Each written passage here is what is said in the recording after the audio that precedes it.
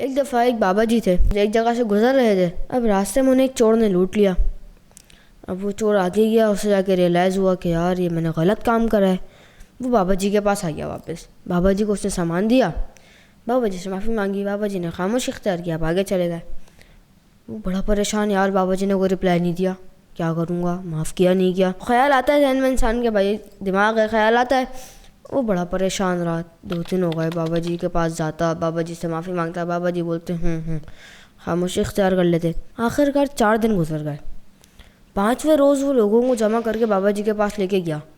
اب بابا جی نے دیکھا اتنا بڑا ہجوم آ رہا ہے، بابا جی خود بھی ڈر گئے کہ بھائی اتنے سارے لوگ میری طرف آ رہے ہیں. اب بابا جی نے جب لوگوں سے پوچھا تو لوگوں نے کہا آپ اسے معاف کیوں نہیں کر دیتے؟ بابا جی نے کہا ارے بھائی میں نے اسی دن معاف کر دیا تھا جب اس نے میری ساتھ چوری کی تھی. لوگ چور کی شکل دیکھیں تو انہوں نے پوچھا آپ نے اتنی جلدی کیوں معاف کر دیا تھا اسے؟ پھر یہ آپ کے پاس 4 دن کیوں آتا رہا؟ آپ نے اسے کوئی جواب کیوں نہیں دیا؟ سننے والی بات ہے. بابا جی نے کہا میں نے اسے اس دن اس لیے معاف کر دیا تھا کیونکہ میں نے سنا ہوا ہے آپ سے فرمایا کہ میں تب تک جنت میں نہیں جاؤں گا جب تک میری امت نہیں جائے گی، اور بروز قیامت امت تو تبھی جائے گی جب ان کا حساب ہو جائے گا. تو کہیں ایسا نہ ہو کہ میں اس کو معاف نہ کرنے کی وجہ سے پھنس جاؤں اور میری وجہ سے میرے آقا کو جنت میں جانے سے دیر ہو جائے.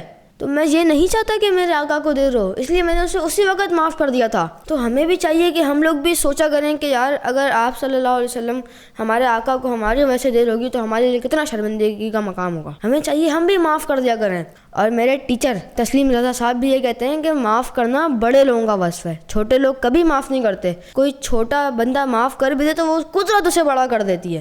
ہمیں چاہیے ہم بھی معاف کر کے بات کو رفع دفع کر دیا کریں.